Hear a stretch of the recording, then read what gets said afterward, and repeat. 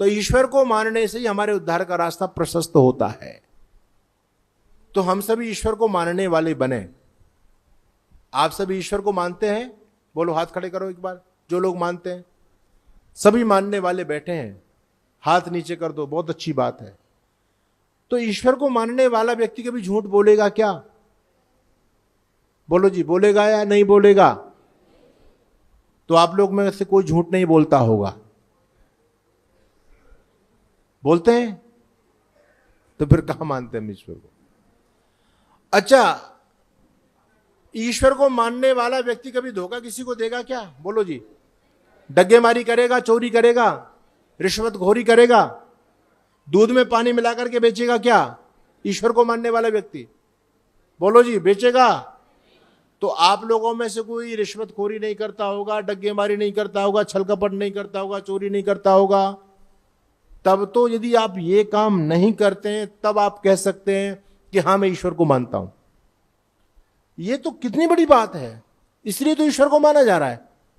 अगर आपने ईश्वर को मान लिया तो ये सारे पाप कर्मों से एकदम कट हो जाओगे, और जब पाप कर्मों से कट हो जाओगे तो फिर पाप का फल कहां से भोगोगे? जब पाप करोगे नहीं तब तो फिर पाप का फल कहां से भोगना पड़ेगा? तो पाप कर्मों से एकदम निवृत्ति हो जाएगी, धर्म का संचय होता चला जाएगा, और एक दिन व्यक्ति इस संसार सागर से, भव सागर से तर जाएगा, मुक्ति को प्राप्त कर जाएगा। इसलिए ईश्वर को मानना बहुत ज्यादा जरूरी है।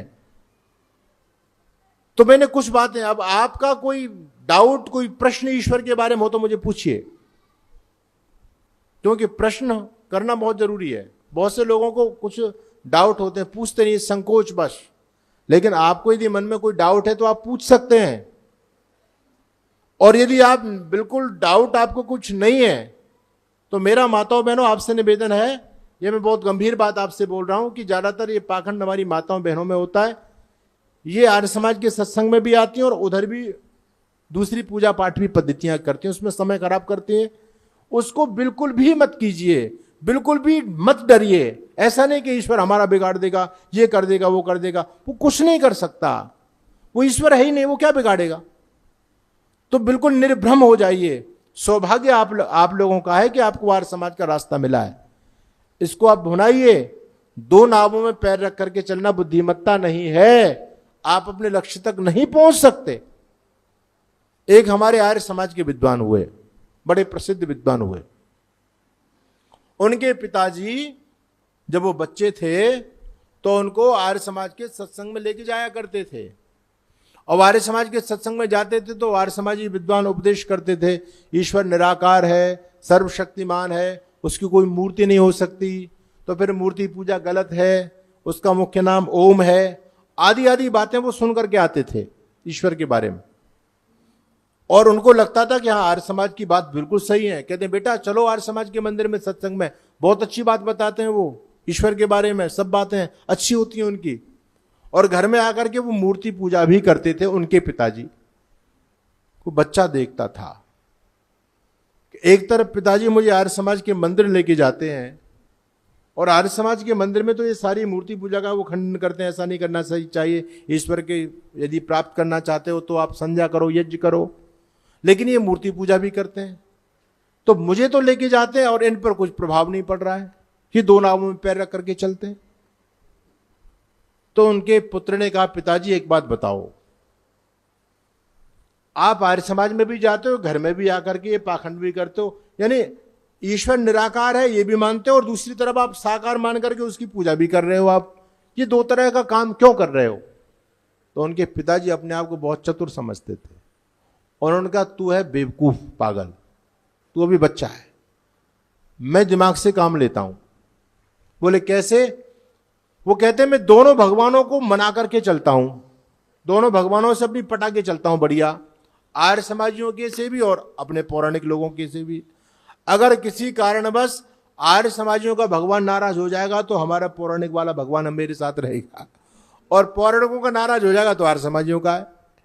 तो ऐसे लोग दोनों तरफ से अपना बात बना के रखते हैं। याद रखिए, ये कहीं के भी नहीं रहेंगे, क्योंकि उनको ईश्वर के बारे में जानकारी है ही नहीं।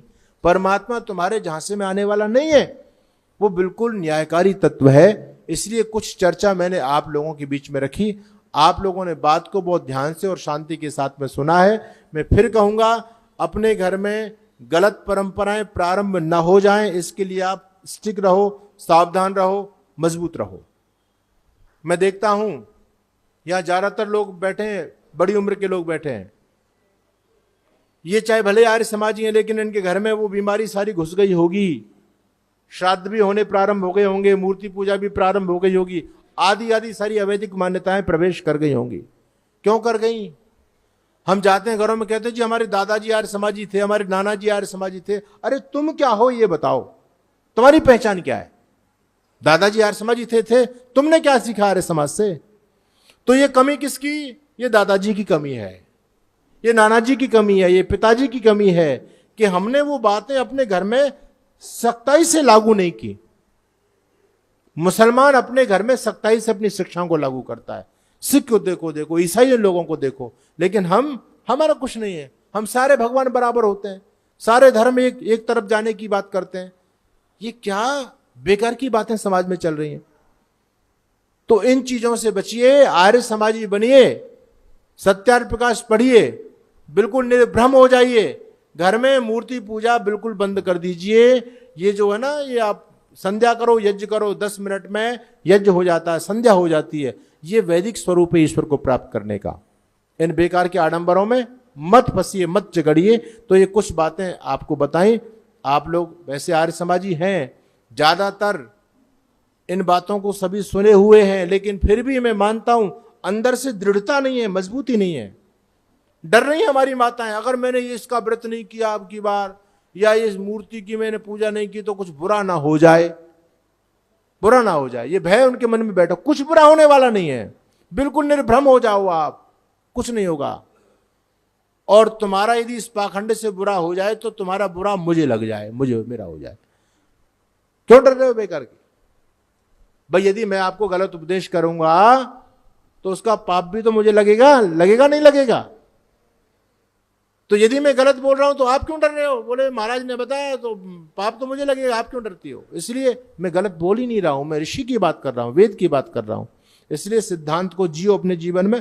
आप सभी का बहुत बहुत धन्यवाद। ओम शम।